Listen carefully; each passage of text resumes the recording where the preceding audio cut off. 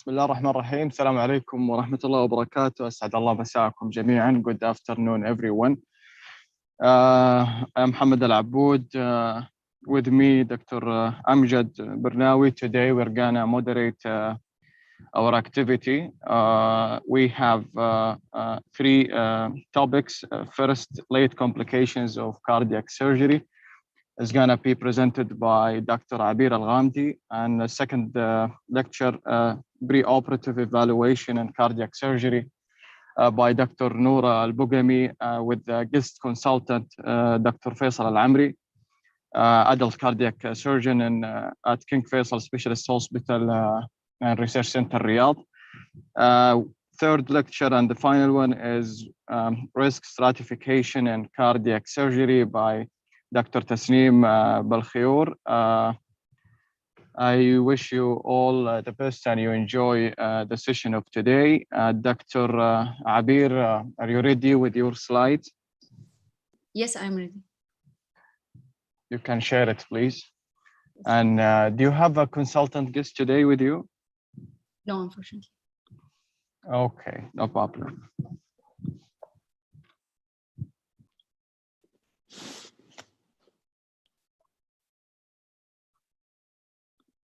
Assalamu alaikum, good afternoon, everyone. Today my talk will be about complications after cardiac surgery.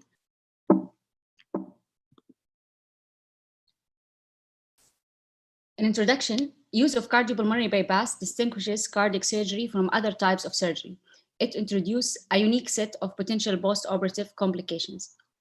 These include vasospasm, altered platelet endothelial cell interactions, and a generalized inflammatory response due to blood contacting the sensitive surface of the bypass equipment. The result is low flow in the microcirculation of the heart, brain, and other organs, which may lead to organ dysfunction.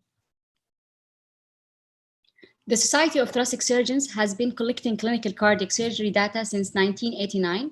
From the extensive database, we have been able to identify many of the major perioperative complications, including renal failure, stroke, prolonged ventilation, reoperation, and sternal infection. So my objective will be today about cardiac complications, neurological complications, respiratory complications, renal complications, GI complications, and wound sternal complication. The first cardiac complication is post-op MI. It occurs in 2 to 15% of patients following cardiac surgery. It leads to reduced survival in both short and long-term, longer hospital stays. The preoperative risk factors, it's happen in older age, more than 70 years, female patient, renal failure, diabetes, peripheral artery disease, emergency or redo surgery, severe LV dysfunction, ejection fraction less than 30%, 35%, or a cardiogenic shock, or patient with a preoperative MI. Etiology for this MI can be from acute thrombotic graft occlusion or hypoperfusion from anastomotic narrowing, which is technical issues, or if there is inadequate flow from using a small internal thoracic artery graft. Also in incomplete revascularization and bypass disease coronary arteries, trauma to native coronaries at or near annulus during valve surgery, inadequate intraoperative myocardial protection, or coronary vasospasm. For diagnosis, new ECG changes, new ST changes or Q waves, evidence of neo-regional or global wall motion abnormalities by echo. There will be elevation of the cardiac specific markers. As we all know, cardiac enzymes are often raised post-operatively, but serial measurements showing a continued or large raise suggest ongoing myocardial ischemia. Management initially will start with optimized oxygenation, preload contractility, and afterload.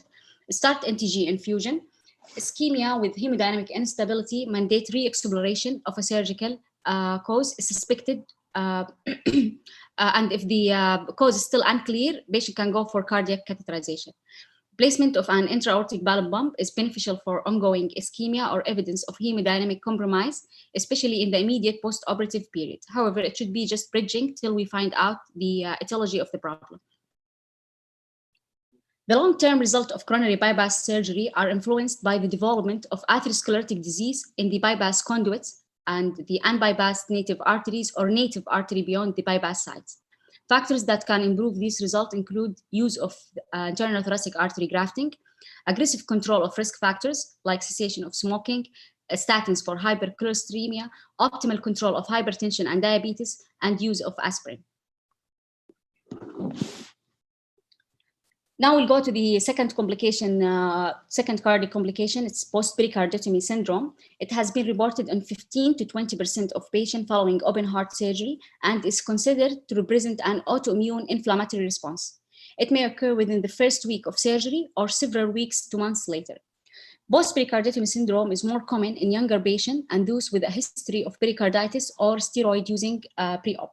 It must be aggressively treated because it may contribute to cardiac tamponade, early vein graft closure, or constrictive pericarditis. Presentation: patient will come with fever, malaise, pleuritic chest pain, arthralgia, and pericardial rub are the diagnostic criteria. A pleural or pericardial effusion is usually present. CBC will show us lymphocytosis, eosinophilia, and there will be elevating in the ESR, but a fever workup will come back negative. Effusion are usually demonstrable by chest X-ray and echo. For management, initially we'll start with diuretics and aspirin. If there is minimal symptomatic relief, a 1-week course of NSAID such as ibuprofen is 90% effective. Aspirin should be stopped if an NSAID is started to minimize the gastric irritation. Prednisone can be used if symptoms persist. Pericardiocentesis may be necessary to drain a large symptomatic pericardial effusion, and if patient has recurrent large effusion, pericardectomy is recommended. Now we'll go to the neurological complication. Neurological complications following cardiac surgery, it may involve the central nervous system or the peripheral nerves. CNS injury has been subdivided in two types. Type 1, which is neurological events, including the focal stroke, encephalopathy, and coma. Type 2, which is neurocognitive defects, which include impairment in memory or intellectual function. The risk of developing a type 1 deficit is more likely with use of cardiopulmonary bypass or following valve surgery. It also happens in older patients who generally have more atherosclerosis. The incidence of stroke in cardiac surgery is about 1 to 2% for CABG and 2 to 3% for valve. Risk factors include increasing age, more than 80 years, it's a risk of CVA increasing to 3 to 5%. Patient with diabetes, a patient with history of stroke or TIA, it's increased the risk threefold. Carotid artery atherosclerosis, perioperative hypotension, calcified or very atherosclerotic ascending aorta, calcified aortic or mitral valve, left-sided mural thrombus, or long duration of cardiopulmonary bypass. The stroke can be embolic, hemorrhagic, or from cerebral hypoperfusion. In embolic, it can happen because of microemboli, debris from the operative field, mural thrombus, debris from valve excision, particularly calcified aortic valve, trauma to aorta from cannulation and clamping, air embolism, and carotid atheroma. Hemorrhagic stroke can happen from hebronization on bypass or post-operative using of warfarin. Cerebral hypoperfusion can be caused by carotid artery stenosis or dissection, or if there is hypotension. So there is measures to prevent stroke, preoperative and intraoperative and postoperative. Preoperative prevention, the single most important preoperative is identifying the significant carotid artery disease. All patients with a previous history of stroke or TIA or with a carotid bruit should undergo Doppler ultrasonography of their carotid. Intraoperative prevention, maintain maps around 80 in patient at risk of ischemic stroke. Selection of cannulation site can be guided by intraoperative ultrasound of the ascending aorta, which identifies diseased plaque at risk of embolization and is much more accurate than digital palpation by finger. Meticulous removal of debris from the operative field in open heart, especially aortic valve surgery, exclusion of air from all arterial line and through de-airing is a key part of stroke prevention. Systemic cooling also provides us some additional cerebral protection. Post-op, start using aspirin and clopidogrel after CA and blood pressure control. Maintain MAPS more than 80s. Management of stroke will start with assessing the airway, breathing, and circulation. Monitor vitals and manage accordingly. Check cerebral perfusion. Perform a full neurological examination. Send lab and get an ECG with urgent CT hit to identify if the stroke is embolic or hemorrhagic. Unless there is a strong suspicion that the stroke is hemorrhagic, aspirin should be continued. Management for hemorrhagic stroke, anticoagulation should be stopped and coagulopathy corrected. Restart anticoagulation with 1 to 2 weeks if the patient is stable. For embolic stroke, aim for MAPS 80 to 100 to improve perfusion. Request transthoracic echo to identify the source. We'll go now to the second neurological complication, which is nerve injuries. Patient may have vocal cord paralysis. It has been noted in 1 to 2% of patients after cardiovascular operation and is initially manifested by hoarseness. Direct injury can happen during internal thoracic artery mobilization at the apex of the chest, or during central line placement by anesthesia, or during aortic arch surgery. In addition to hoarseness, vocal cord paralysis leads to an ineffective cough, stridor, and the potential of aspiration pneumonia and respiratory failure. Diagnosis can be made by laryngoscopy, which will distinguish it from laryngeal edema. Symptomatic improvement usually occur within a few months, but if symptoms persist, it is more likely that the injury is permanent. In that situation, vocal cord medialization may be indicated for unilateral paralysis. Now we'll move to the respiratory complication. We'll start with diaphragmatic dysfunction, which is the most common, which is phrenic nerve injury. It's a well-recognized complication of cardiac surgery. It can lead to disabling consequences. It has been noted in 10 to 20% of patients following open heart surgery. Etiology, it can happen from cold injury to the phrenic nerve, from use of iced saline slush in the pericardial wall. It is the primary cause. Injury directly during dissection of the internal thoracic artery. The patient can have unilateral phrenic nerve paresis or bilateral phrenic nerve palsy. Patient with unilateral phrenic nerve paresis will have few respiratory symptoms and are extubated uneventually usually. Some patients may have difficulty weaning, shortness of breath, and the requirement for reintubation. It's more noted with patients with severe COPD. For bilateral phrenic nerve palsy, it usually produces tachypnea, paradoxical abdominal breathing, and CO2 retention during attempt to wean from mechanical ventilation.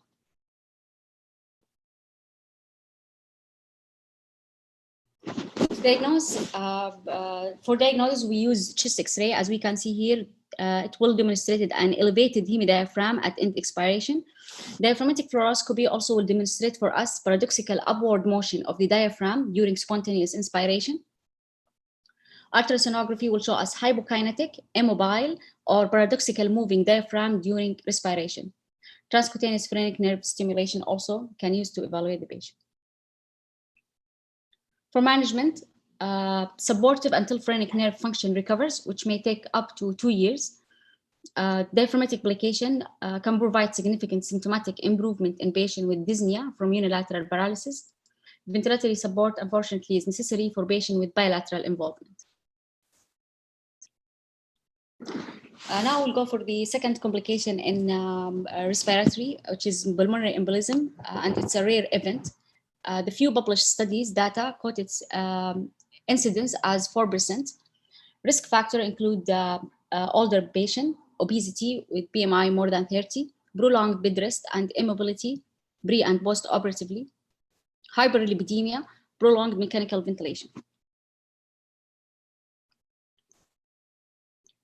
Prevention, DVT prophylaxis, sequential compression devices. Heparin should be considered in many patients, taking into consideration the potential risk of hemopericardium and tamponade.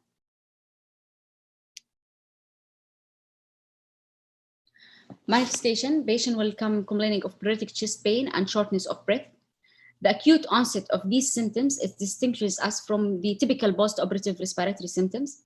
The new onset of AFib or sinus tachycardia, fever of unknown origin may be clues to the diagnosis. Calf tenderness and edema are signs of DVT. For diagnosis, we can order chest X-ray, ECG, CT pulmonary angiography, lung scintigraphy, VQ scans combined with the chest X-ray may be as sensitive as CT pulmonary angiography in detecting pulmonary embolism. For management for pulmonary embolism, anticoagulation with IV heparin for 1 week, followed by warfarin for 6 months. Thrombolytic therapy is contraindicated because of the recent sternotomy incision. An inferior vena cava filter is recommended because of the high risk of recurrence despite anticoagulation. There is other interventional methods, including embolectomy and fragmentation therapy. It may be beneficial in patients with massive pulmonary embolism. Now we'll talk about renal complications. Acute kidney injury. The risk of developing post-operative acute kidney injury is low when a patient had normal renal function pre-op and he's undergoing an eventual operation and maintains satisfactory post-operative hemodynamics. In contrast, the presence of any degree of pre-operative renal dysfunction increases the risk of post-operative acute kidney injury and mortality. Society of Thoracic Surgeons score defined acute kidney injury as an increase in serum creatinine level, 4 milligram per deciliter or greater, 50% or greater increase in serum creatinine level over the baseline preoperative value, or a new requirement for dialysis. Briefly, criteria for classification of renal failure. The classification has been made according to the increasing in serum creatinine and decrease in the GFR into patient at risk, injury, failure, loss, or end-stage kidney disease.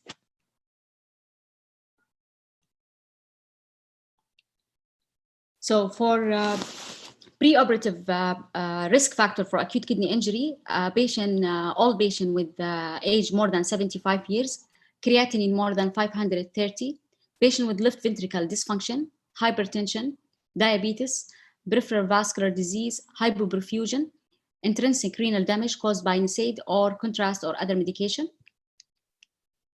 Intraoperative risk factors for acute kidney injury, it can happen in combined CABG and valve surgery, long bypass time, prolonged hypoperfusion, and circulatory arrest. For post-operative risk factor for acute kidney injury, it can be divided to pre-renal cause, renal, and post-renal. Pre-renal, when patient has hypoperfusion or he's in vasoconstriction states. Renal causes sepsis, medication, hypoxia. Post-renal causes obstructive uropathy.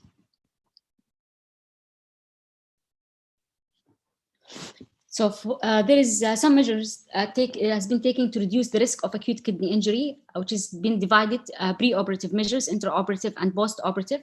For pre-operative measures, good hydration during cardiac catheterization, optimize the hemodynamic status, correct all acid base and metabolic problems. Intraoperative measures, maintain a high perfusion pressure, 75 to 80 on bypass, keep the pump run as short as possible, use hemofiltration to remove excess fluid. Management for acute kidney injury, stop all nephrotic medication, ACE inhibitor, NSAID, and antibiotics such as gentamicin. Look for hypotension, hypovolemia, sepsis, and delayed cardiac tamponade as reversible cause. If the patient is hypovolemic, stop diuretics therapy and hydrate carefully. We'll go now to the GI complication. We have mesenteric ischemia, which is a rare complication, 0.2 to 0.4% incidence, but highly lethal complication of cardiac surgery that is usually noted in elderly patients with non-generalized atherosclerotic disease. Etiology, it can happen from global hypoperfusion due to low cardiac output state, from high dose of pressure, atherosclerotic embolism. It presents on the ICU as worsening metabolic acidosis and abdominal distension.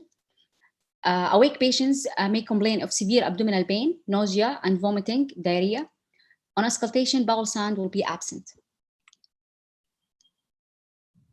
Diagnosis for mesenteric ischemia will be difficult as the patient is paralytic and ventilated.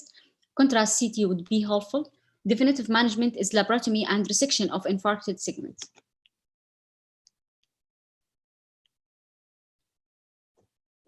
Now go to the last complication, which is sternal wound complication. Sternal wound infection can be divided in superficial and deep sternal wound infection, and both of them are significant complication of cardiac surgery. Deep sternal wound infection with associated mediastinitis, it occurs in 1 to 4% of cardiac operation with increased morbidity and mortality, and it decreased long-term life expectancy. Resultant mortality rate about 10 to 25%. So we'll start with superficial sternal wound infection. It's been defined as involves only the skin, subcutaneous tissue, and or the pectoralis fascia. There is no bony involvement. The incidence of superficial sternal wound infection range from 0.5 to 8%, with a combined morbidity and mortality of 0.5 to 9%.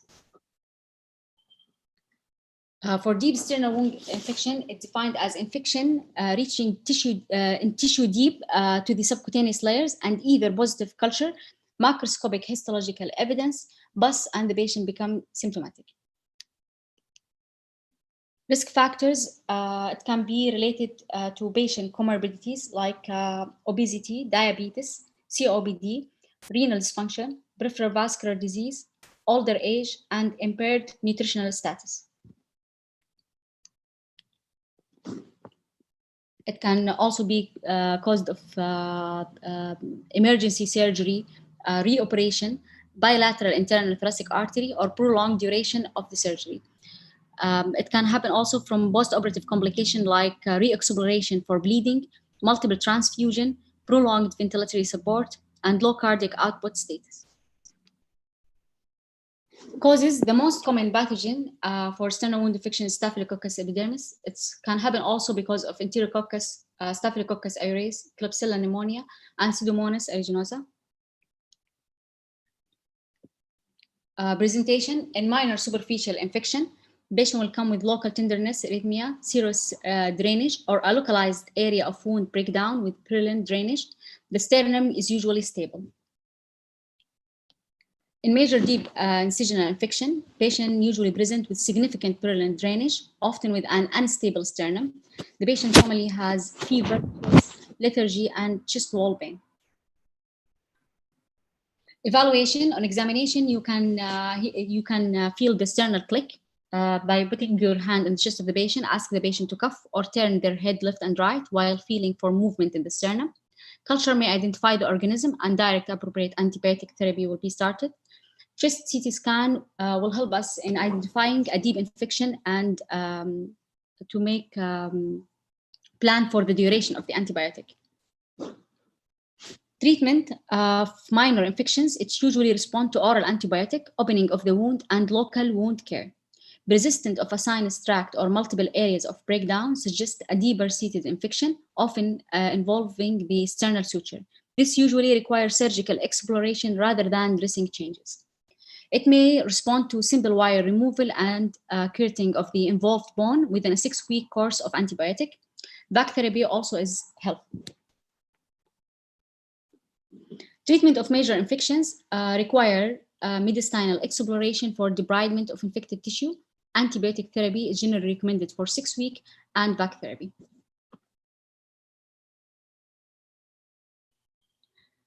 Prevention, we can prevent sternal wound infection preoperatively by asking patient for weight reduction if he's obese, reducing steroid therapy, optimizing respiratory function, and screening for and treating MRCA. Clipping patient in the holding area. Smoking should be discontinued at least 6 weeks before the planned surgery. Optimize nutritional status. Measures that have been taken intraoperatively to minimize wound complication. Routine antimicrobial prophylaxis should be administered within 60 minutes before the initial incision. We can, as we using cephalosporin, and patient, if he has penicillin allergy, he can be on vancomycin, but started 2 hours before initial incision. Meticulous surgical technique to minimize sternal asymmetry and provide adequate hemostasis without the excessive use of electrocautery. Separate leg and sternal wound instruments. Post-operative, keep patient on appropriate antibiotic prophylaxis. Wash hand between examining every patient.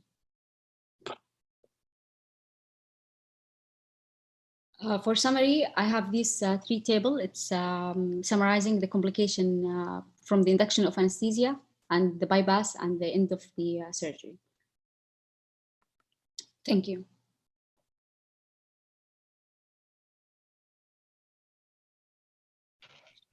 So thank you so much, Dr. Abir, for this very good review presentation about the late post-cardiac surgery complications. I would like to open for the floor if anyone have a question or comment, please go ahead.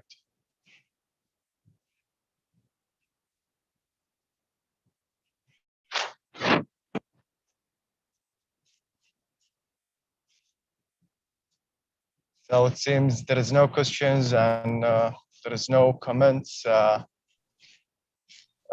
you want to close with anything, Dr. Abir, or? No, I summarized already. So thank you so much again. Not sure, Dr. Loy, should we give 10 minutes, 15 minutes, or Dr. Faisal Amri, if he joined us already or not yet? Thank you, Mohammed. Yeah, we can have 10 minutes break.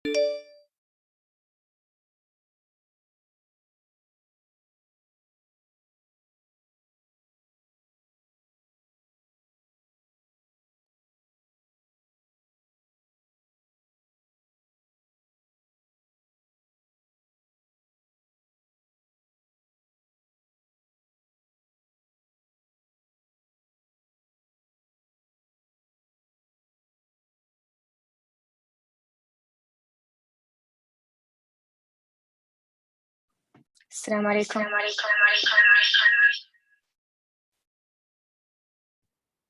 Alaikum salam. No. Can you But hear the me? voice is doubling. Yeah. كده كويس؟ ممتاز. طيب. I'm not sure. Do you have? Did you communicate with Dr. Faisal Amri? Unfortunately, he's not going to be joining us today. He has a meeting. No problem. Okay, you can go ahead, طيب. please. Assalamu alaikum, everyone. I'm Noor Abgami, cardiac surgery resident, R2, King Faisal Specialist Hospital, and today we will discuss preoperative care in adult cardiac surgery. To be more specific, we'll discuss the first part, which is the preoperative care, and the remaining for next week.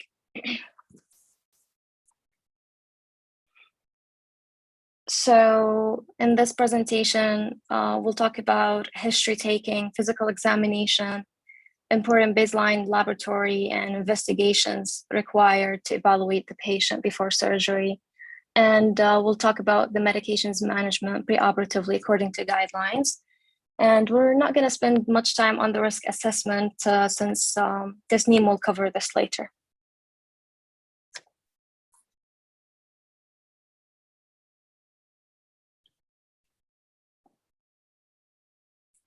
Okay, so history taking is considered the cornerstone for preoperative assessment. First, we have the important things to look for in any patient we're evaluating. So for age, despite the increased risk associated with performing an open heart surgery in elderly population, but advanced age itself is not a contraindication to intervention. Gender is an important factor as well, because according to literature, women have more complex clinical histories compared to men, and they're more likely to present with medical comorbidities. That's why, and there is also a technical challenge since they have smaller body sizes, smaller diameters of coronary arteries and veins. So subsequently, they will have more complications rate and higher mortality rate.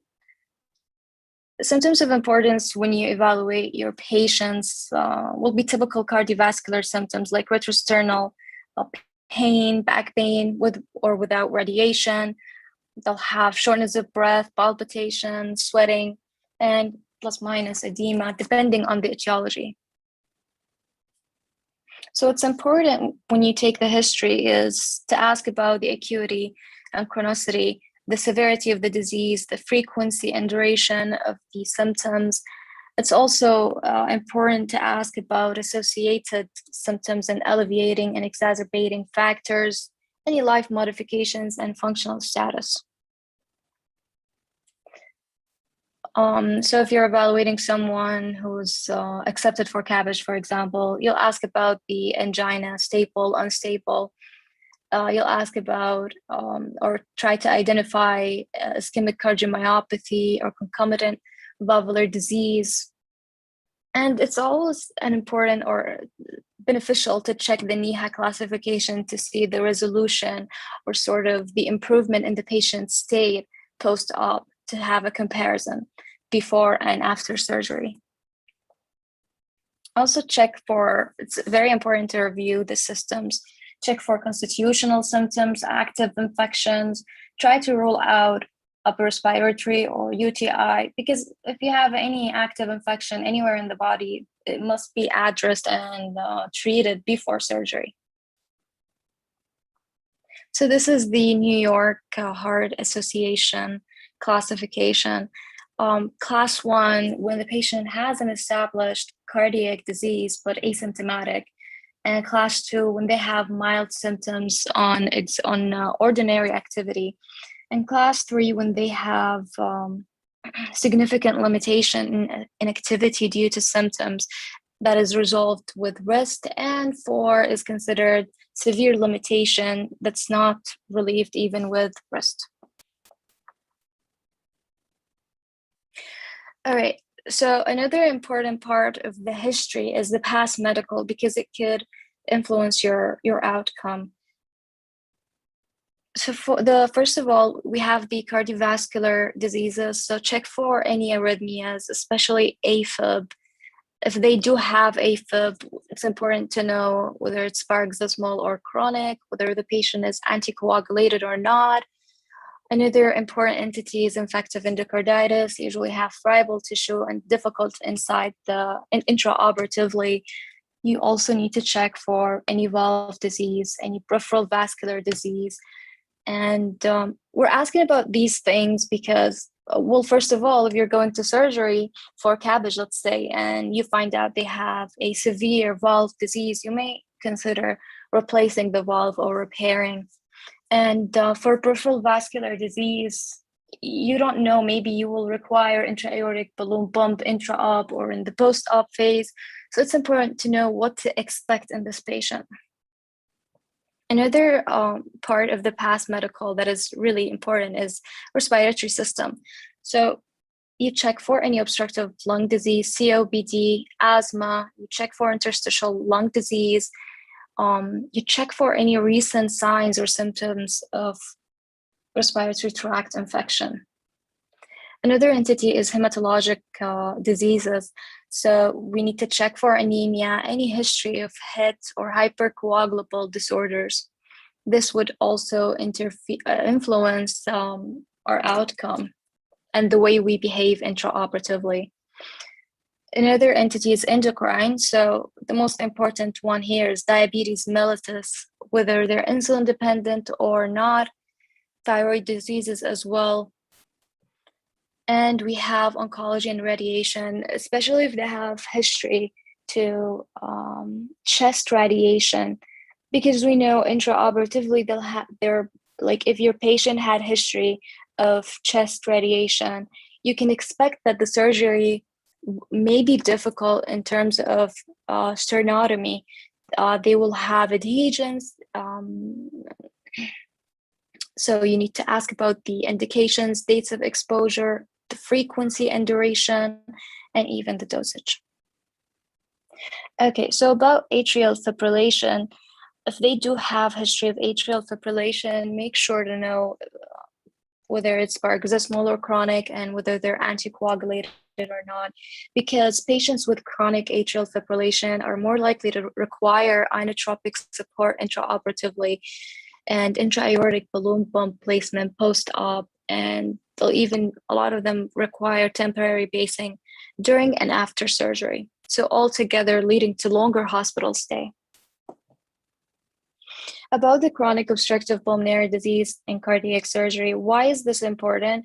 Because if the patient has severe chronic obstructive pulmonary disease, which is defined as a forced expiratory volume in 1 second less than 50% predicted, or room air partial pressure of oxygen less than 60 millimeter mercury, then they'll have associated increased risk of prolonged ICU stay, sternal wound complications, and they're expected to have prolonged ventilation.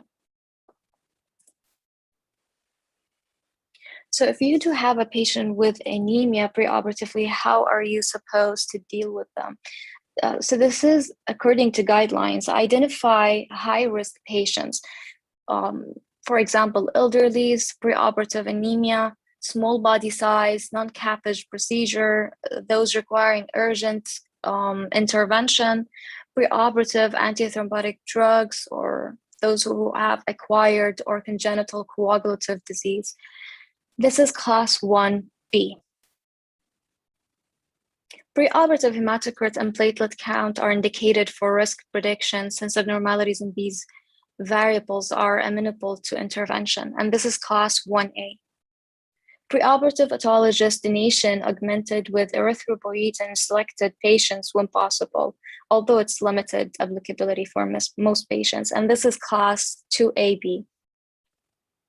Treat preoperative anemia or high-risk patients with erythropoietin plus iron if drug can be administered few days before operation. This is class 2A and 2B, B and C, respectively. And then the another point is avoid preoperative antiplatelet and antithrombotic drugs if possible. This is class 2B, B and C. limit preoperative blood drawing and use alternatives to blood sampling like oximetry. This is class 2A, B, and C. Preoperative screening of intrinsic coagulation system is not recommended unless there is a clinical history of bleeding, and this is class 3B. So for diabetes, worse morbidity and mortality compared to non-diabetic patients. They have increased risk of developing sternal wound infections, post-op arrhythmias. They are more likely to have respiratory failure compared to non-diabetic patients. Exposure to chest radiation.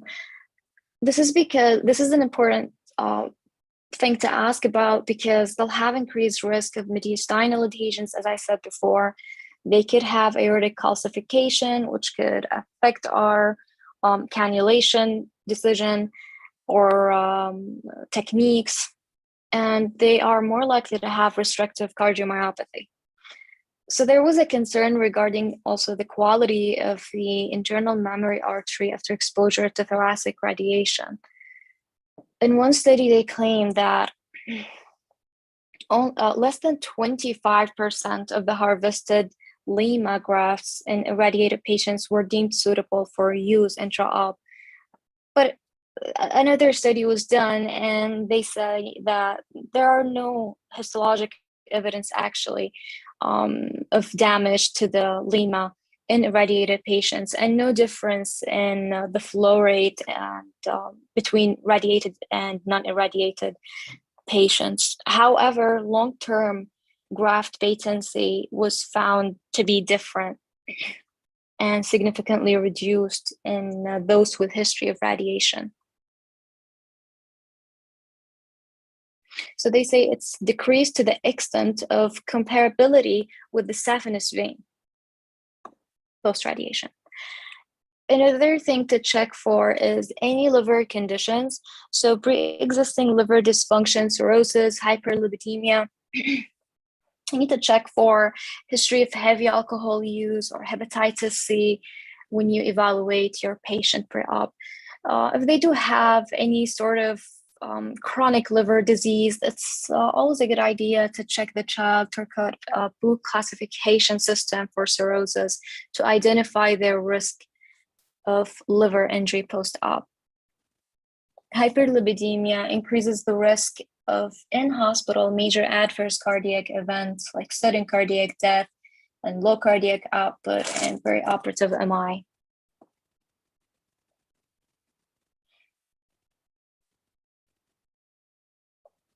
Another group or entity of diseases that could worsen the outcome of our patients is connective tissue disorder. They usually have fragile blood vessels and tissue integrity, increased risk of aortic-related complications. We also check for any renal pathology, so chronic kidney disease, and if they do, whether it makes a difference whether they're on dialysis or not. Try to rule out any active infections, check for hypertension. So according to evidence, strong risk factor for post-op acute kidney injury is to have some kidney pathology, Breyer. Patients on dialysis are at roughly 4-fold increased risk for perioperative mortality, as well as significantly increased risk of post-operative complications. Also check for any neurological diseases. So a patient may have neurologic sequelae post-cardiac surgery. They can have seizures, neurocognitive dysfunction, delirium, and even coma sometimes. So patients with history of hypertension may also be at increased risk of early and late mortality. Poorly controlled blood pressure and isolated systolic hypertension may significantly increase the risk of adverse outcomes such as stroke and LV dysfunction. Moving on to past surgical. So you need to obtain history of all prior surgical interventions and their outcomes and complications, if any. Surgical interventions of high importance in our patients would be prior cardiac intervention like CABG or PCI. We need to know the conduit use, the stents, the targets, the groin status. Also, any vascular surgeries, revascularization procedures, carotid endarterectomy, groin status, vein stripping or phlebectomy or ablation procedures, they all make a difference. Especially if you're going for CABG, let's say, it would be of high importance to know if the patient did vein stripping or not, can alter the choice of the conduit. Okay, so for medications, it's important to obtain a complete list of active outpatient medications. Now, the general rule is, and we will talk about the guidelines for medications, but the general rule, you need to keep the patient stable by continuing the home medications, unless the drug that you're giving could affect the hematological status, leading to bleeding. Allergies also are important, so you need to ask for food allergies, especially vertebrate fish, drug allergies, like the drugs that you might use or initiate in the patient, like aspirin, beta blockers, statins if they're not on them, heparin, of course, history of exposure, history of HIT, and contrast media.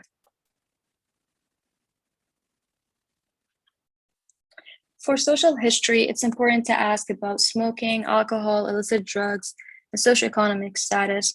So patients who continue to smoke should be counseled to quit at least 4 weeks beforehand.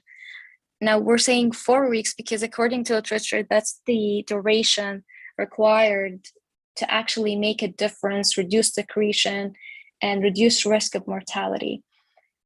Alcohol associated with prolonged ICU admission, seizures, delirium, tremens, alcohol withdrawal, agitation, hallucination. For the socioeconomic status, because it will affect the hospital stay and the compliance. And then we have family history. Identify any family history of cardiac disease, including MI, CABG, PCI, and sudden cardiac death. So moving on to physical examination. Okay, so we always start with vitals. Check for fever, differential arm blood pressure, to check for any subclavian stenosis or coarctation, check the pulse. And then we have the head and neck examination. It's important to check for dental hygiene, especially if you're going for valve surgery, carotid bruit. Moving on to the chest, we check the lungs for wheezes. Basically, you want to confirm or rule out any obstructive lung disease, any possible infections, pneumonia. And then the cardiac, you check the rate and rhythm, check for murmurs. Abdominal examination, what would be important here is to check for the abdominal aortic aneurysm, so if present. And then we have the lower extremities, so peripheral edema, varicose veins, radial and femoral pulses are also important. Another significant thing to check for is skin lesions that are concerning for infection or drug reaction. If present, then you need to investigate before surgery. So this is a table of what I mentioned about history, different systems, and the implication of different conditions. We'll go fast over them. So if you have carotid bruit, what are the implications? You need carotid duplex evaluation, okay, to assess for risk of stroke. If your patient has peripheral vascular disease, you may have difficulty if you need intra-aortic balloon pump, so risk of mesenteric ischemia. If your patient has LV dysfunction, you need confirmation of viability and availability of mechanical circulatory support. For MI, timing of surgery. You can have a multidisciplinary approach and decide whether delayed or early intervention is needed. So varicose veins, conduit concerns for CABG. For COPD patients, you expect to have difficulty weaning from ventilator. Of course, any recent pneumonia or recent infection must be resolved first. For your patients who are on dialysis or who have chronic kidney disease, they'll have increased risk of acute kidney injury or need for RRT. If they have recent contrast exposure, the timing of the surgical intervention may be postponed. For hematological system, you need to check, most importantly, for HIT and hypercoagulability. Now, if the patient has a history of HIT before, you will anticoagulate the patient on heparin only during intra-op and only if cleared by a hematologist. Otherwise, you will go with argatropan or bilirubin. And then for neurological conditions, if they do have any neurological insults before, you expect them to have poor mobility during rehab and repeat risk of cerebrovascular accidents. Diabetic patients are expected to have poor wound healing. And for GI diseases, if your patient has peptic ulcer disease pre-op, you expect them to have, or not expect them, but there is always a risk of GI bleed. For patients with hepatitis, they have systemic vasoplasia and risk of encephalopathy and coagulopathy after cardiac surgery. If your patient is malnourished, they may have impaired wound healing. Obese patients will have risk of perioperative morbidity and sternal healing complications compared to non-obese. Moving on to baseline laboratories and investigations required to assess patients pre-op. Okay, so first of all, we have CBC, and you're trying here to rule out any anemia or active infections. Comprehensive metabolic profile is also needed to including electrolytes, creatinine, BUN, glucose level, liver function tests, coagulation profile with prothrombin time and activated partial thromboplastin time, prealbumin level, which is important to sort of anticipate the risk for malnourishing post-op. So according to literature, albumin level less than 2.5 grams per deciliter is associated with worst outcomes after cardiac surgery.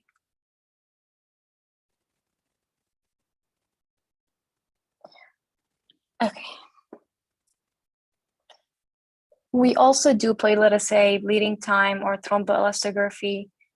Hemoglobin A1C level is important to check for diabetic control, thyroid function test. And the reason we need thyroid function test in case you use amiodarone post-op, especially if your patient has arrhythmia of some sort, then amiodarone is known for its side effects and interaction with other medications. And one of the side effects include thyrotoxicosis. So you need to have a thyroid function test to compare to BMB level. So this is to differentiate respiratory versus cardiac origin, shortness of breath. Also, it's important to know to understand that the higher the BMB level, the more risk of post-op ventricular dysfunction. Another test that you can do is urine analysis to rule out infections or proteinuria. ECG, again, we need a baseline ECG to check the rate and access. Stress testing, this is indicated for confirmation of cardiac disease or risk stratification in patients needing major non-cardiac surgery. That's why we don't usually do stress testing. Cardiologists do this. So the most important or the most commonly used stress testing is the exercise ECG without any imaging. And then we have exercise or pharmacologic stress with combined imaging, usually echo. And the Duke Trade-Mail score is usually the most commonly used scoring system, which stratifies patients into 3 tiers of risk score based on exercise duration, symptoms, and ECG changes. Pulmonary function test is not a routine test, and it's only reserved for those with a chronic lung condition like COPD, because the presence of moderate to severe COPD weighs so heavily on the patient's risk. Moving on to imaging. So we always need a chest X-ray routine, BA lateral views as baseline. Heart, we look at the heart and the great vessels, the sizes and position. We look for knee lungs abnormalities, previous implantable hardware, atherosclerotic aorta, and elderly also may be appreciated on a chest X-ray. Carotid duplex, this is also not routinely done for everyone. It's indicated when we have positive PROE in carotid, or if the patient has history of stroke or TIA.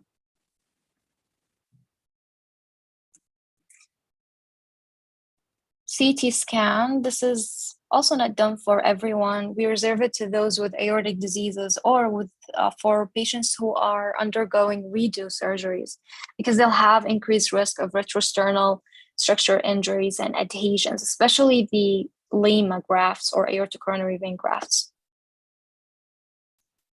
Cardiac MRI, this could give us detailed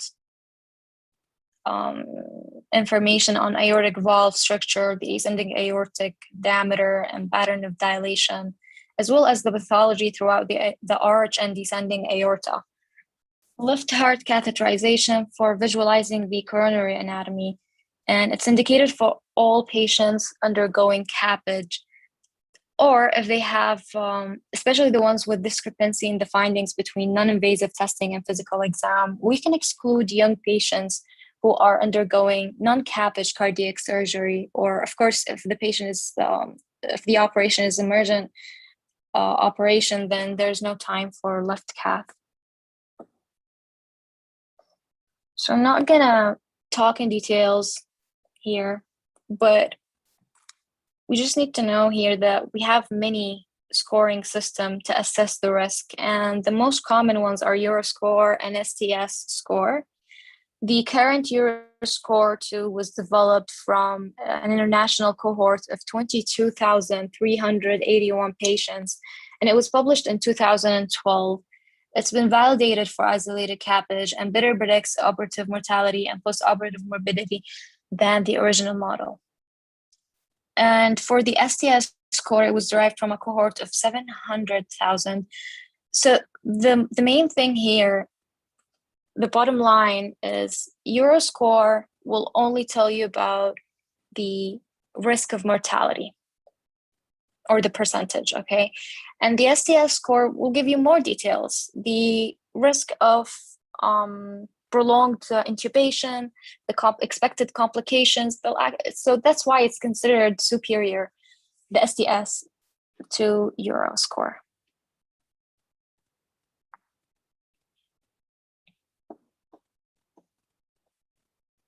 Okay, moving on to medications management preoperatively and guidelines. This was mentioned actually in details last week by our colleague, Dr. Faris. So I'm just gonna mention the guidelines. Starting with aspirin, in patients on aspirin who need to undergo CABG surgery, continuing aspirin throughout the preoperative period should be considered, and this is class 2AC. Stopping aspirin at least 5 days before surgery should be considered in patients who refuse blood transfusions, undergo non-coronary cardiac surgery, or at high risk of re-exploration for bleeding. This is 2AC.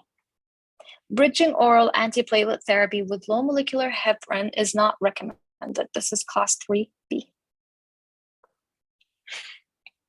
About dual antiplatelet therapy, this is the guideline. So in patients on dual antiplatelet therapy who need to undergo non-emergent cardiac surgery, postponing surgery for at least 3 days after discontinuation of ticagrelor, 5 days after clopidogrel, and 7 days after prasugrel should be considered. This is class 2AB. Platelet function testing may be considered to guide the decision on timing of cardiac surgery in patients who have recently received dual antiplatelet therapy. This is class 2B. Bridging a dual antiplatelet with glycoprotein inhibitors or cangrelor may be considered in high ischemic risk patients, and this is class 2BC. About glycoprotein inhibitors, it is recommended to discontinue these medications at least 4 hours before surgery, and this is class 1C. Moving on to vitamin K antagonist and oral anticoagulants. So these are the guidelines. It is recommended that vitamin K antagonist be discontinued 5 days prior surgery. And the aim here is an INR less than 1.5 on the day of an elective cardiac surgery. This is class 1C. For patients on NOACs, preoperative discontinuation of therapy is recommended at least 48 to 96 hours prior surgery, depending on renal function and the agent being used. This is class 1C. Bridging oral anticoagulants is recommended in patients with any of the following indications. Number 1, mechanical prosthetic heart valve, AFib with moderate to severe mitral stenosis, AFib with CHAT score more than 4, acute thrombotic event within the previous 4 weeks. All of the 3 points that I mentioned are class 1C. Bridging oral anticoagulants should be considered in patients with high acute thromboembolic risk. This is class 2AC. Bridging with unfractionated heparin is recommended. This is class 1B. Bridging with subcutaneous low molecular weight heparin should be considered as an alternative to bridging with unfractionated heparin. This is class 2AB. Bridging with fondaparinux is not recommended. This is class 3C. In patients who are preoperatively bridged with unfractionated heparin, it is recommended that unfractionated heparin be stopped 6 hours before surgery. This is class 1C. And finally, in patients who are preoperatively bridged with therapeutic low molecular weight heparin, it is recommended that they be given last dose 24 hours before surgery. This is class 1B. So this is the timeline for bridging anticoagulants. We have 2 scenarios here. The first, the patient on vitamin K antagonist, let's say patients on warfarin. So you need to stop 5 days before surgery. And during this time, you need to cover the patient with some unfractionated heparin or therapeutic dose low molecular weight heparin. You will if you go with the low molecular weight heparin, you need to stop 24 hours before surgery. If it's unfractionated heparin, you can stop 6 hours before. On the other hand, a patient on NOACs, you need to stop 2 days before surgery. So both patients now undergo surgery. The one who was on VKA, you will restart the unfractionated heparin between 12 to 24 hours after surgery, and then you will restart the warfarin after 24 hours while keeping them on the unfractionated heparin. After 4 days, you can stop the unfractionated heparin and the patient can be discharged on warfarin because we need 4 days for the warfarin to work. For the patient on NOAC, you start the unfractionated heparin 12 to 24 hours after procedure, and then you can switch to low molecular weight heparin or continue with unfractionated after 2 days. By the 3rd day, you can restart the NOAC and stop unfractionated heparin or the low molecular weight heparin, depending on your decision or your choice. Okay, moving on to the guidelines regarding beta blockers. It should be considered to continue beta blockers therapy prior to cardiac surgery. This is class 2AB. We're not going to discuss post-op. This is for next week. Okay, for ACE and ARBs, it is recommended to discontinue ACE and ARBs preoperatively in patients undergoing cardiac surgery. This is class 1C. In patients with preoperative uncontrolled arterial hypertension, switching long-acting ACE or ARB treatment to short-acting ACE should be considered. This is class 2AC. So this is the summary for all of the pharmacology guidelines. Aspirin should be continued in patients having CABG. Do not initiate statins preoperatively. ACE and ARBs must be stopped before surgery. Start antibiotics 1 hour before surgical incision. Prophylactic steroids are not recommended. The target glycemia is between 150 to 180 milligrams deciliter. A multimodality analgesia is recommended. Rhythm control is recommended, especially for AFib patients. NOACs are not recommended for mechanical valves. Beta blockers post-op are indicated with LV ejection fraction less than 35%. And the target LDL is less than 70 milligram deciliter for patients having CABG.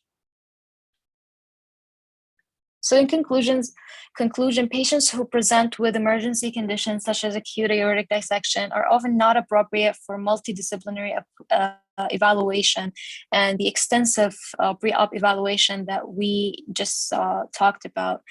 But patients with structural or valvular heart lesions, ischemic heart disease, or heart failure syndrome should undergo evaluation and multidisciplinary approach thoroughly, consisting of surgeons, interventionists, imaging cardiologists, or heart failure specialists. This format lends itself to robust evaluation of both clinical risk assessment as well as anatomic evaluation. So these are my references. Thank you. Do you have any questions?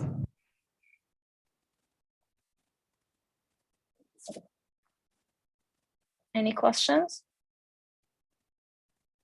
Comments? Okay, thank you so much. Thank you so much, Dr. Noura. This is actually an excellent presentation about history and physical examination for junior cardiac surgery residents. For us also to always, go extra mile with the history and examination to better plan for the patient his decision for the surgery or to anticipate problems that might happen intra-op or post-operatively to get the best result. Thank you again, Dr. Noura. I believe, Dr. Lai, do we have 10, 15 minutes break and then we can start with Dr. Tasneem?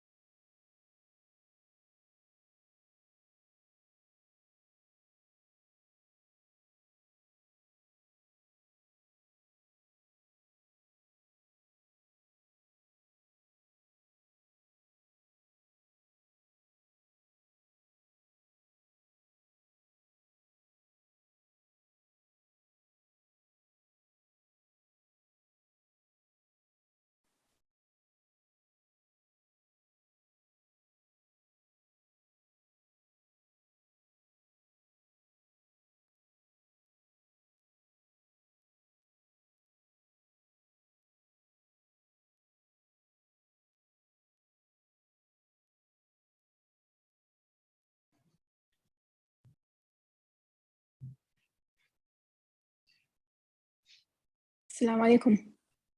Alaikum assalam. Shall we start?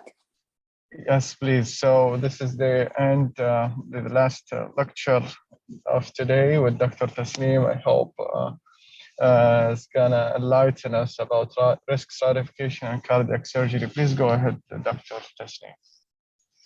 Thank you. My name is Tasneem Balkhayour. I'm going to talk about the risk assessment in cardiac surgery.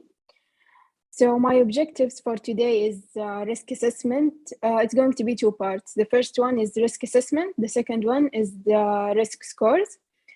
The risk assessment will include patient characteristics and conditions and surgical considerations. For the risk scores, mainly I'm going to talk about Euroscore and STS score. Patient characteristics and conditions will include age, gender, race, diabetes, renal function, pulmonary function, and priority. First, I'm going to talk about the age. Usually, the benefits of surgery outweigh the risks in appropriately selected individuals. Mainly, my resource is Lawrence. So they've mentioned some studies. So while perioperative mortality rates do not vary significantly by age, mortality, 1 year mortality after surgery was generally higher in patients over 75 years compared with younger patients. Patients older than 80 years have nearly double the mortality risk compared to younger patients, with 4.1% compared to 2.3% in younger patients. And more than 60% of them have at least one non-fatal post-operative complication that results in longer hospital stay. Also, the need for prolonged ventilatory support in ICU, reoperation for bleeding, and pneumonia.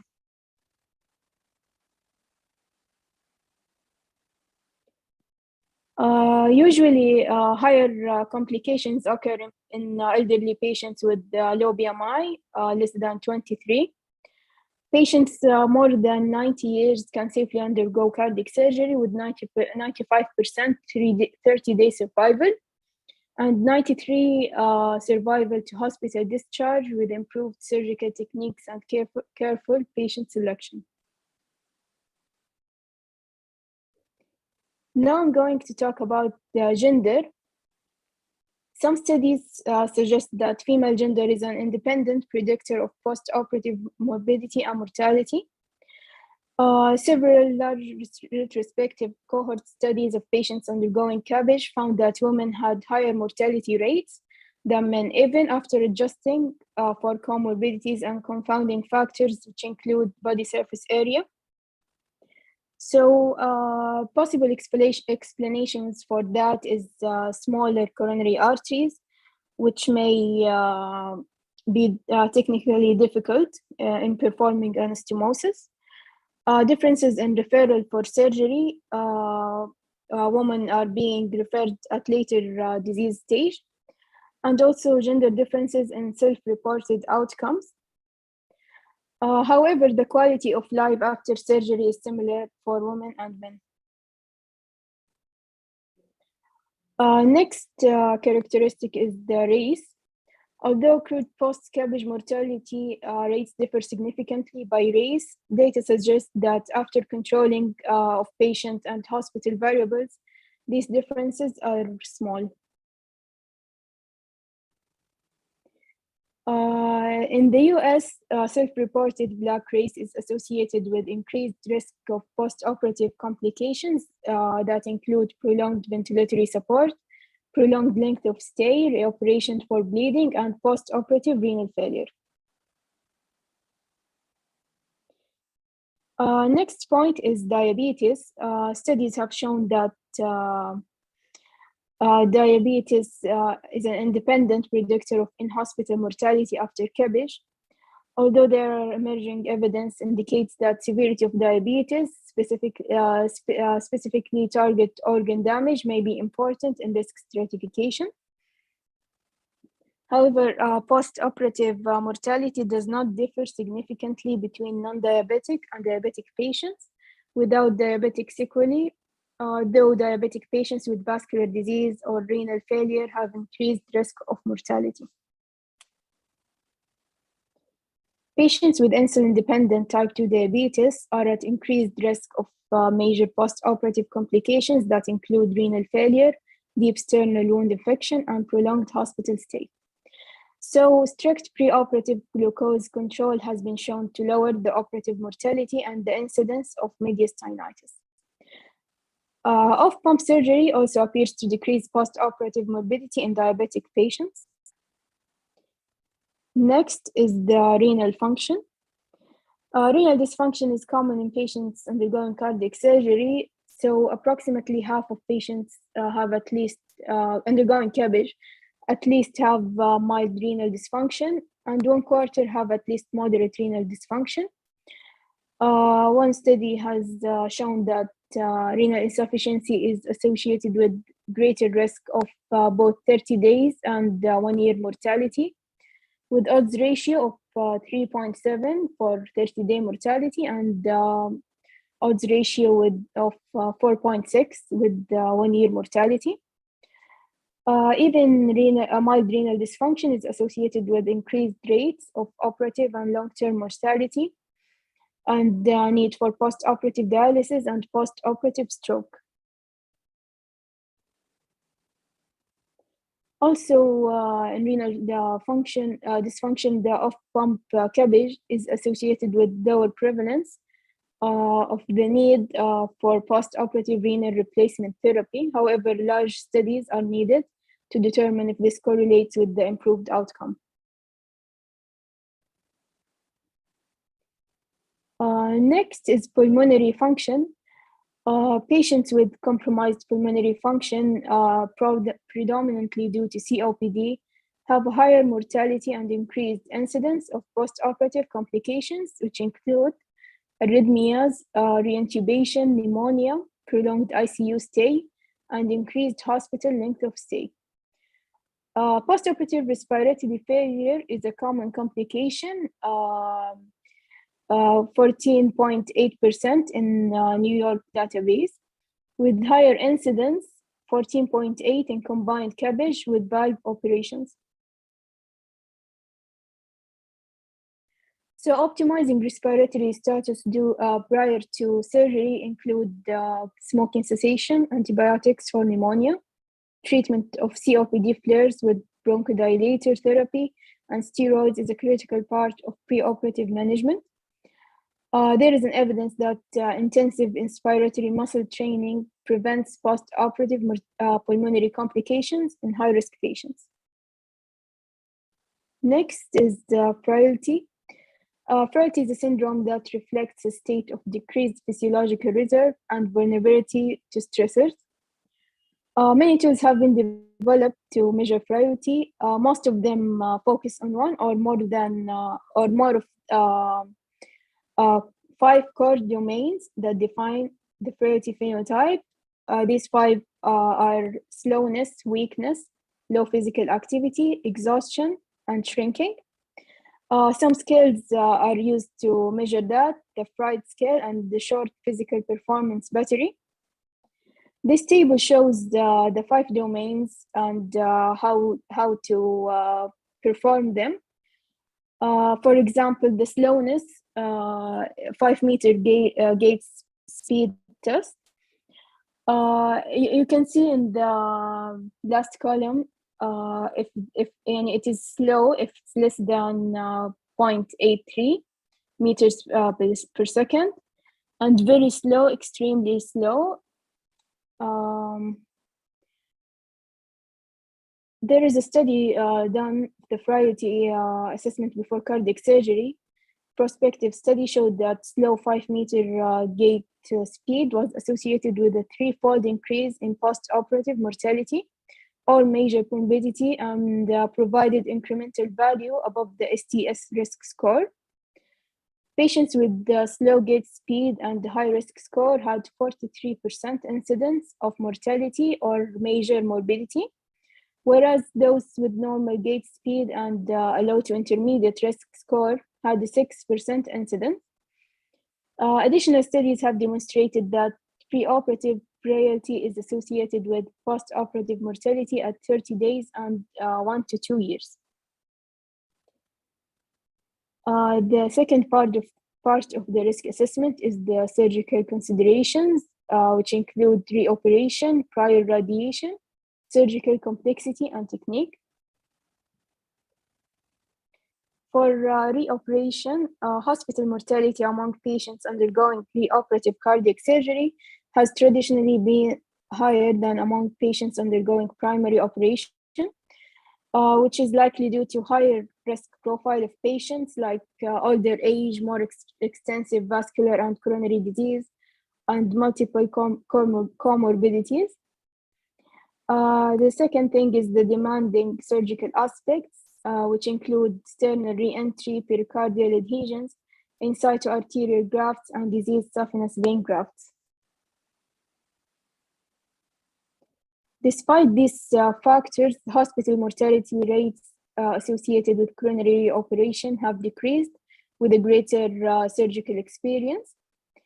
With careful preoperative risk evaluation and surgical management, reoperation can be performed safely. The second point is the prior radiation. So patients receiving thoracic radiation for treatment of malignancies before cardiac surgery have poorer short and long-term outcomes. Thoracic radiation exposure is heterogeneous with respect to different malignancies, and there is a gradient of risk. So there is a study that divides patients undergoing cardiac surgery into 3 levels of radiation exposure. The first one is extensive, patients with Hodgkin's lymphoma, thymoma, and testicular cancer. The second group is variable, which include non-Hodgkin's lymphoma and lung cancer, and tangential, patients with breast cancer. So the study demonstrated that patients with extensive radiation exposure had longer radiation to operation interval, which is the time between the radiation and to do the surgery, poorer pulmonary function, and more severe aortic regurgitation, diastolic dysfunction, and left main coronary stenosis. The hospital deaths among these patients was higher in the extensive group. Also, the respiratory complications with 24%. They were higher after more extensive radiation, and 4-year survival was poorer. So it is important to consider, this is for the surgical complexity and technique. So it's important to consider the type of cardiac surgical procedure, if it's CABG, valve, or combined, as well as the surgical technique. Is it going to be on-pump, off-pump, minimally invasive, robotic, or hybrid? When providing preoperative risk assessment, as mortality and morbidity risks may vary. So valve surgeries generally have higher complication rate than isolated CABG, and combined surgeries have the highest risk. There is the STS National Adult Cardiac Surgery database that collected data between 2002 and 2006 with more than 3.6 million procedures. They reported 30-day mortality, composite endpoint of mortality, and measure in hospital morbidity that include stroke, renal failure, prolonged ventilation, deep sternal wound infection, and reoperation. So they found out that the CABG mortality was 2.3 with 14.4 rate for the combined and the point of mortality and major morbidity. For the isolated valve procedures, had the higher mortality rates that include 3.2 for AVR, 5.7 for MVR, and 1.6 for mitral valve repair. Combined mortality and major morbidity was also higher for the valve surgery at 18.3%, and mitral valve replacement was the highest among them, 26.7%.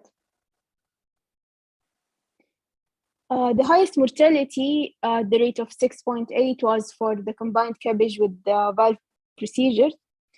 with the mitral valve replacement plus CABG, 11.6%. Combined mortality and major morbidity was 30.1%. Also with the mitral valve replacement plus CABG was the highest, 43.2%. Minimally invasive surgical techniques can be divided by approach and use of cardiopulmonary bypass. So the potential benefits of the minimally invasive surgery are earlier extubation, reduced discomfort, lower rates of wound infection, less blood loss, and shorter recovery times. The second part of the presentation is going to be about the risk scores. First is the EuroScore. So the EuroScore stands for European System for Cardiac Operative Risk Evaluation. It calculates predictive operative mortality for patients undergoing cardiac surgery. If you go to the website, you will see this calculator. I'm going to show you later on how to fill it. Next is the STS score. As Dr. Noura mentioned, it doesn't only measure the risk of mortality, but other components like renal failure, stroke, and prolonged ventilation. This table from Lawrence shows the difference or the risk factors included in the scores. So the EuroScore does not include the weight of the patient or the use of preoperative intra-aortic balloon pump or inotropes. Diabetes, it is included in both. Active endocarditis is not included in the STS score. The limitations of these scores, preoperative risk factors included in the model can change significantly over time, leading to substantial under or overestimation of post-operative risk. So caution should be used when interpreting these results. There are factors that are not included in the models, like surgeon experience or other comorbidities for the patients, and patient priority. These are my references. And I'm going to show you about the scores. So this is the EuroScore, their website. We can try to fill it. So if the patient is 75 years, we can choose female with normal creatinine clearance, no arteriopathy, poor mobility. You can see also down each component and the details about them. So if there is no previous cardiac surgery, no lung diseases, no active endocarditis,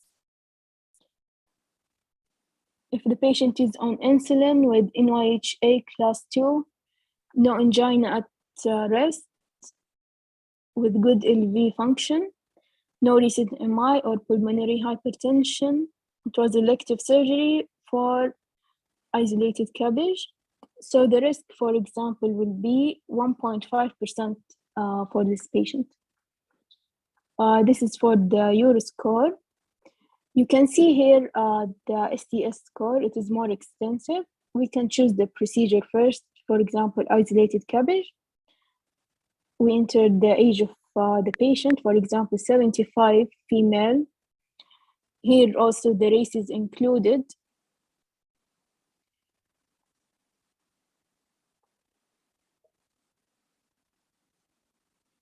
And also, as I mentioned, there is the weight is included in this score, but not in the EuroScore. For example, the patient is 65 kgs and 170. Okay.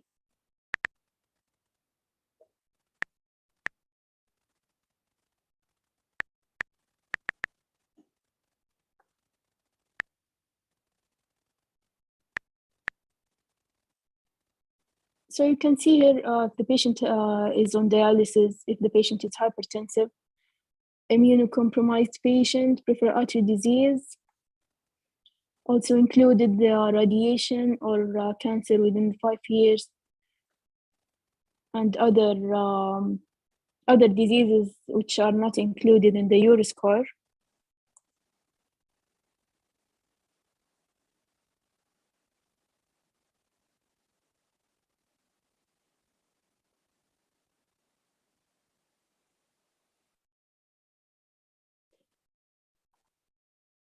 So NYHA for this patient is class 2, for example. And Dr. Tasneem, yes. So those are the scores that we can use to and to risk stratify the patient, whether the patient is having mild, moderate, or high risk for surgery.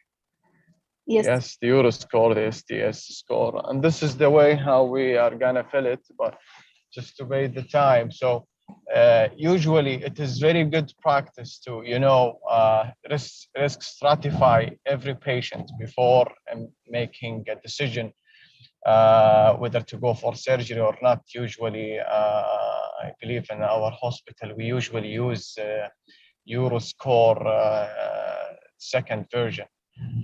And what the scores, those scores or those stratifications can change and or add to the patient in terms of his management plan? That's why, because of this scores, the surgeon might be biased by the result. And for example, in the older patients, like more than 85, for example, in the Euroscore, smaller number of patients were included, for example, above 85. So if the patient is, for example, 90 or something, the result is not accurate because it's not studied. So it is mainly, I think, maybe the surgeon's experience or recent studies.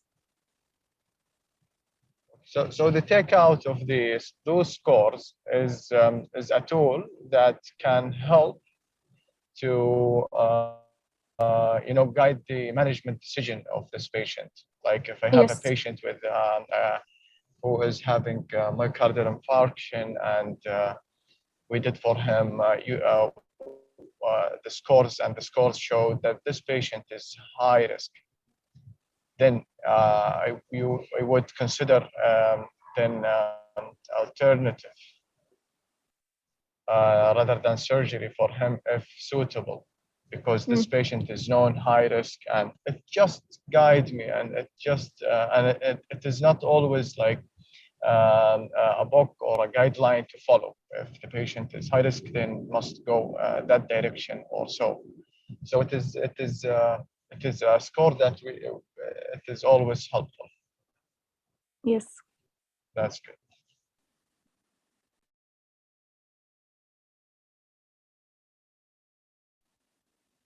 Any questions or comments? So you finished your presentation? Yes. That's good. Any question or comments from the floor?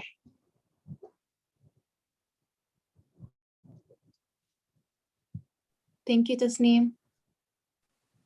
Thank you. So thank you so much, Dr. Tasneem, for your presentation. It was a really good presentation. I hope everybody enjoyed our session today. I wish all the best and have a good weekend in advance.